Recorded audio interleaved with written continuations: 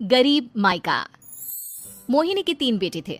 पति खूब अच्छा कमाता और बड़े घर के ऐश सब था मोहिनी के जीवन में। लेकिन एक चीज जो नहीं थी वो थी सुकून। मेरी बहन और मेरा भाई दोनों गरीब, लेकिन मैं मेरे पास तो नोट की बरसात है। तभी मोहिनी की बहन बीना उसके दरवाजे आ जाती है। अरे मोहिनी कैसी है? मेरे घर में ना सिलेंडर खत्म हो गया है। तेरे पास तो इतने पैसे हैं, भरवा देना मेरा सिलेंडर। पैसे जैसे ही आ जाएंगे मैं दे दूंगी। तभी मोहिनी का पति राकेश आ जाता है। क्या है बिना, ये अपने घर की परेशानी हम लोगों के घर ना गाया करो। तुम्हारी बहन को तुम लोगों पर तरस आ जाता है और वो पैसे देने लग जाती है। मुझे ये बिल्कुल पसंद नहीं है। ओ जीजा जी, नहीं मैं तो वो बस अच्छा मैं चलती हूँ। बीना वहां से चली जाती है। उसके जाने के बाद अच्छा किया जो आपने सुना दिया। अरे न जाने क्या सोचकर मेरे घर आ जाती है कि जैसे यहाँ तो भंडारा भरा है। अरे कितना तो दे दिया। अच्छा जी जरा 1000 तो देना। वो बिन्नी दीदी है ना, उनके घर जा रही हूँ। उनका पोता हुआ है तो मुंह दिखाई दे दूंगी। हाँ, उन लोगों के आगे तो शो ऑफ किया करो।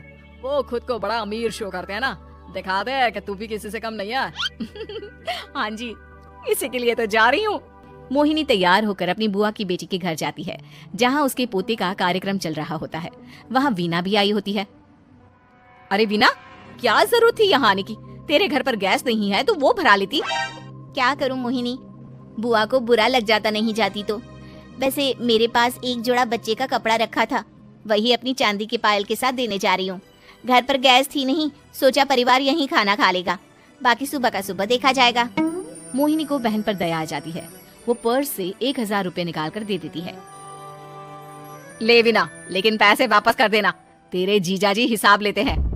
मोहिनी भी क्या करती, गरीबी में बहन का सहारा ही उसके जीवन जीने का आधार था। फिर एक रोज, सुनिए, भाई के घर बेटी हुई है, मुझे माँ के पास जाना होगा। अरे उस घर में ना कूलर है ना एसी, कैसे रहोगी तुम? हाँ वही सोच रही हूँ कि अकेली जाऊं, बच्चों को साथ ना ले जाऊं। चले जाओ, लेकिन ये जो तुम अपने गरीब परिवार से मिलने चली जाती हो ना, मुझे बिल्कुल अच्छा नहीं लगता। पता नहीं मैं भी कैसे मैनेज करती हूँ, लेकिन क्या करूँ।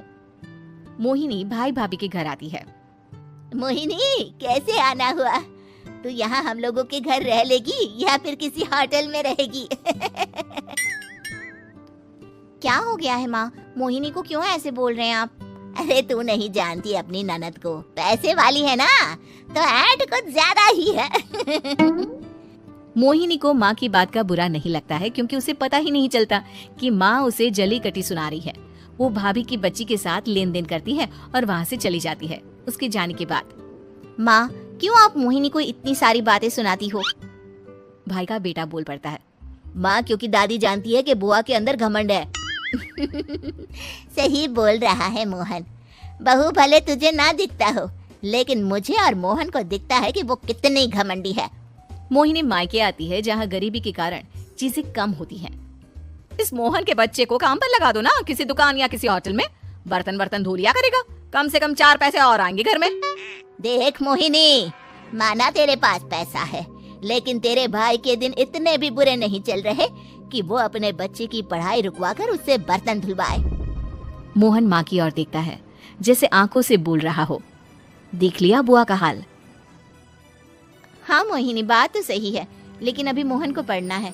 आखिर तुम भी तो अपने दोनों बेटों को पढ़ा रही हो ना। मेरे बेटों से कैसे कंपेयर कर सकती हैं आप? अरे वो तो कलेक्टर बनेंगे। हाँ, कल को वो मोहन को नौकरी में रख लेंगे, क्यों? मोहिनी कुछ दिन और रहकर चली जाती है। धीरे धीरे दिन बीतता है। मोहन बड़ा होता है और कड़ी मेहनत से सफल भी हो जाता है। मोहिनी, माँ के जाने के बाद तो तुमने भाई भाभी के घर जाना छोड़ ही दिया, क्यों? वो क्या है ना, उन लोगों का घर छोटा है, मेरे बच्चे जाना ही नहीं चाहते। पर तुझे क्यों अचानक मायके की बात याद आ गई? यार मेरा तो मायका है, भाई भाभी है, मेरा तो आना जाना लगा ही रहता है। हाँ, क्योंकि तुझे आदत है ना ऐसे छोटे से घर में और कम पैसे में रहने की। वैसे क्या खबर है आजकल मायके की अपने? अब वो घर छोटा और कम पैसे का नहीं रहा, क्योंकि मोहन तो बहुत बड़ा आदमी बन गया है। फिर क्या? मोहिनी भाभी को फोन करती है। मोहन किसी बड़ी कंपनी का मैनेजर हो गया है क्या भाभी? क्या ये सच है? हाँ मोहिनी दीदी, अब तो हम लोगों के गरीबी के दिन कट गए। आपके भाई ने कोई अच्छे कर्म किए होंगे जो हम लोगों का बेटा इतना अच्छा कमा रहा है। देख लो भाभी, पहले भी आपने कई गलतियां की थी, आप थोड़ा संभल कर चलना। भाभी को मोहिनी की बात समझ में नहीं आती कि वो क्या कहना चाहती है। फिर एक दिन बीना मोहिनी से कहती है, मोहिनी, हमारा भतीजा मोहन अच्छा कमा रहा है, क्यों ना मैं अपने बेटे की नौकरी के लिए उससे बात करूं। अरे बुआ का बेटा है, ये सोचकर मदद तो करेगा ना। हाँ हाँ, क्यों नहीं करेगा, उसके बुरे दिन में तो हम भी खड़े थे। मोहन को वीना फोन करती है और अपने बेटे की मदद करने की बात करती है। हाँ हाँ बुआ, क्यों नहीं, आप सिद्धार्थ को भेज दें, मैं अपनी ही कंपनी में उसकी नौकरी करवा देता हूँ। दिन बीतते हैं, अब वीना के हालात भी अच्छे हो जाते हैं। क्या बात है वीना, तूने भी कार ले ली, वो भी इतनी अच्छी। हाँ मोहिनी, अपने भतीजे के कारण तो हम लोगों की दिन अच्छी हो गए। उसने सिद्धार्थ की नौकरी लगवा दी है, वो भी शानदार। ठीक है, लेकिन पैसे ख्याल से खर्च करना। वो क्या है ना, पैसे आने आसान है लेकिन संभालने मुश्किल। मोहिनी घर पर अपने पति से बात करती है। देखो ना, सबके पास पैसे हैं, एक वक्त था जब मैं ही अमीर हुआ करती थी। लगता है कि ज्यादा दिन नहीं रह पाओगी, मेरी नौकरी को कुछ साल ही बचे हैं और तुम्हारे दोनों लड़के निकम्मे हैं। उन लोगों को बोलो ना कि नौकरी करे। तभी वहाँ मोहिनी के बेटे भी आ जाते हैं। अरे हमें क्या मोहन समझा है जो दिन रात गधे की तरह काम करते रहे। खैर, दिन फिरते हैं और मोहिनी के पति की नौकरी भी खत्म हो जाती है। मोहिनी क्या करे, थोड़े से पैसे में गुजारा नहीं हो रहा है। तो क्या करे, मेरी समझ में कुछ नहीं आ रहा। मोहन को बोलो ना कि वो इन दोनों के लिए नौकरी देखे, जैसे सिद्धार्थ के लिए नौकरी देखी है। मोहिनी क्या कहती, उसे अपने वो दिन याद आ जाते हैं जब उसने भाभी से मोहन को नौकर बनने की सलाह दी थी। क्या हो गया, क्या सोच रही हो मोहिनी? यही कि वक्त कभी भी किसी का भी पलट सकता है, ऊपर वाले से डर कर रहना चाहिए।